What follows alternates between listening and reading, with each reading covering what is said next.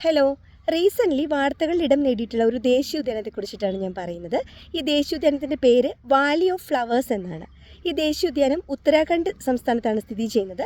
ഉത്തരാഖണ്ഡിലെ ചമോലി ജില്ലയിലാണ്. എന്താണിത് വാർത്തയിൽ ഇടം നേടാനുള്ള കാരണമെന്ന് ചോദിച്ചാൽ, ഈ ദേശീയോദ്യാനത്തിൽ ജനുവരിയിൽ കാട്ടുതീ ഭീഷണി ഉണ്ടായി. സാധാരണഗതിയിൽ വേനൽക്കാലത്താണ് കാട്ടുതീ പോലെയുള്ള പ്രശ്നങ്ങൾ വരാറ്.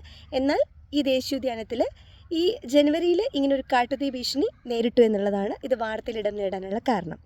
സാധാരണ കാലത്തുണ്ടാവുന്നതിനേക്കാളും മഞ്ഞുവീഴ്ചയും മഴയും കുറഞ്ഞതുകൊണ്ടാകാം ഈ സമയത്ത് കാട്ടുതീ ഭീഷണി ഉണ്ടായതെന്ന് പറയപ്പെടുന്നു. 1982 1982 വാലി ഓഫ് ഫ്ലവേഴ്സിനെ ദേശീയോദ്യാനമായിട്ട് ഡിക്ലെയർ ചെയ്തിട്ടുള്ളത്.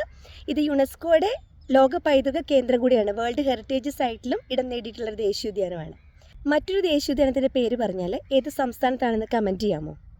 ഒറ്റക്കൊമ്പൻ കാണ്ടാമൃഗങ്ങളെ കാണുന്ന കാസിരംഗ ദേശീയോദ്യാനം ഇന്ത്യയിലെ പ്രധാനപ്പെട്ട ഒരു ദേശീയോദ്യാനമാണ്. ഇത് ഏത് സംസ്ഥാനത്താണെന്ന് അറിയാമെങ്കിൽ കമൻറ്റ് ചെയ്തോളൂ.